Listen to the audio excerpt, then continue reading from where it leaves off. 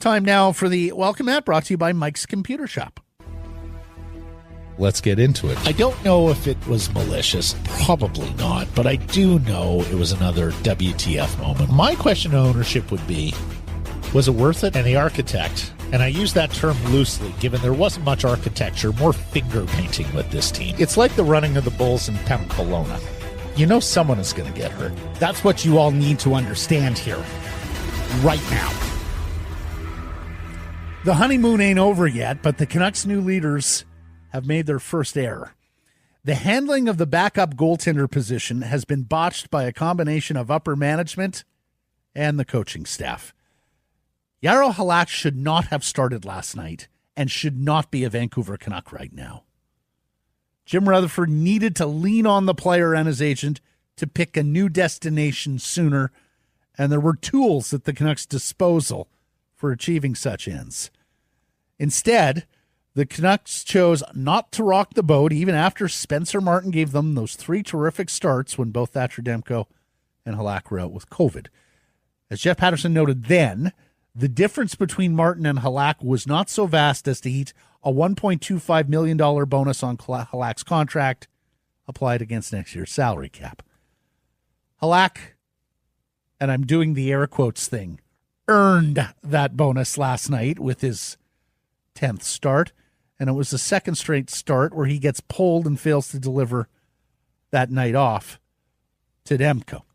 Head coach Bruce Boudreau and goaltender coach Ian Clark bear some responsibility here too. If this team, and by team I mean the coaches and the players, not management, are hell-bent on making the playoffs, then the goaltender who gave them the best chance to win last night in New Jersey was Thatcher Demko. Just like it was Demko on February 9th, when Boudreau went with Halak, only to see him shelled for 5 goals on 12 shots and get yanked the first time. As J-Pat pointed out last night on Twitter, even if you don't win the game or perform well, part of the job of a backup goalie is to give the starter a night off, and right now Halak cannot be trusted to do that. Here's Boudreau on his struggling goalie and his decision to pull the goaler last night. I'm concerned because the last 2 games, he's been pulled after giving up 5 in one period, and 6 in a little more than a period. And I don't even think it was a period and a half. So, there's obviously a level of concern, but he's a professional. He's gone through this before, and hopefully he'll bounce back. Hopefully. I didn't like the hook decision either. I'm all for mercy pulling, but not consecutive mercy pulls. At 6-1, Halak's job last night is to eat it, stay in the goal, and continue competing for Demko's sake.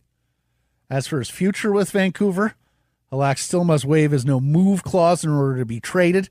The Canucks should have encouraged him to do so earlier this season by keeping Martin with the big club and giving him the second net in practice. Instead, they'll now try to peddle Halak in an environment where acquiring teams have reason to wonder whether he's finally lost it at age 36 or whether his inactivity earlier this season means he's just not got enough runway left to get back into form in 2022. The good news for Canucks fans is that it only takes one team to like him for a trade to be consummated. And with his long-term track record, assuming he'll go there, of course, and with his long-term track record and his fine play earlier this season, Rutherford and GM Patrick Alvin still have a decent marketing pitch to goaltender-needy teams. And let's face it, the goaltender market, often driven by team need, not most recent track record. All in all, a misstep that the Canucks can and will recover from, but a misstep that was avoidable with some foresight and some hardball. That's Welcome Mat for today, and we invite your feedback. The feedback channels as follows: on email, live at sekeresandprice.com. You can text 778-402-9680 to the Great Clips inbox. Great Clips, it's going to be great. On Twitter, at Matt Sekeres or at Sekeres and Price. And the Welcome Mat presentation of Mike's Computer Shop. Check out their Twitter handle, at Mike's Comp, where they forever have contests, giveaways, sales, and if you're a computing enthusiast, gaming enthusiast, working from home, need more equipment, check out mikescomputershop.com and all their fantastic cutting-edge wares. Blake. Didn't love the predicament that they were in. I honestly, I can see it both ways. That was barely into the second period, and it was already 6 goals. Like, Play it out. yeah, what if it gets to 10? Don't care. It's only one loss. No, it's only one loss. But It's not like you lose standing points. no, but what do you do to morale, to the team, when they get pounded 10-2?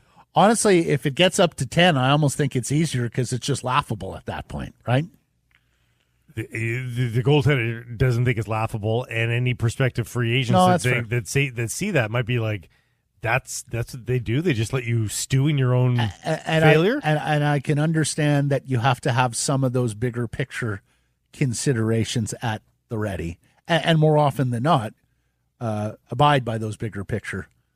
Like number one, I don't particularly like the business of leaning on a guy with a no move clause because it's contractually enshrined, and a contract is a contract, and so asking him to move teams is like trying to renegotiate terms. That said, there now appears to be a culture in the NHL where the no move clause is included as a means of control, not necessarily as a black and white, lock stock clause in the deal. I think Jaro Halak and his representative probably understand that better than most. But to me, this was the time to make an exception where you go, look, he's a 36-year-old goaltender. He wasn't my signing. He's here for 1 year. There's goaltender needing teams. We've got a young guy we're going to ride.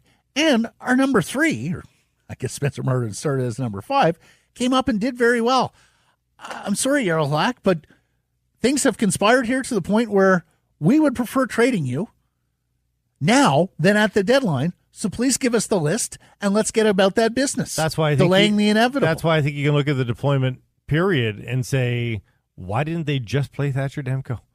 Each and every game of this road trip, yes, amply spread out. Is after the back-to-backs, you get 2 days off without There was no travel here. There was no travel here. There was no 3 and 4.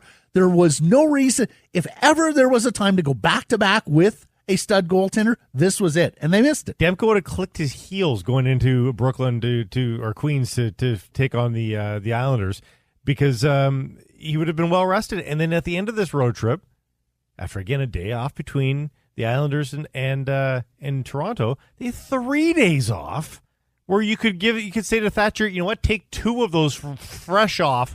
We'll see you at practice on one of those days. When you're in a playoff battle, you can't leave things to chance. And might they have missed opportunities in easier games in the last 2 weeks? That's possible too, where they should have played Halak instead of Thatcher Demko. But this was a pretty integral 4-game road trip. They got to this point, 4 games in front of you with an easy schedule in terms of just rate and geography. These should have been all Thatcher Demko starts. They just should have been. Like I go back to the February 9th start. It was the second of a back-to-back. They had played Arizona the previous night and won 5-1. That was their first game in a week, you'll remember. Yeah. And they didn't have a game until that Saturday against the Leafs. Boy, it was an Islanders-Leaf back-to-back there as well. So it was a Wednesday game. You weren't playing again until a Saturday, and you went Halak. Yeah. I thought they kicked it in both instances. If you're truly in a playoff hunt, if that is the only goal of, again, the coaches and players, because you can't put that burden on management. They have to look at the big picture in the long term.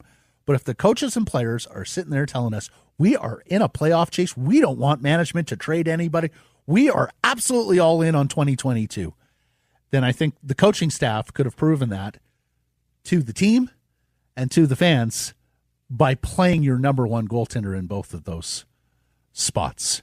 And look, I don't think you can necessarily coach or govern a team with the notion that you're going to keep 23 guys happy at all times.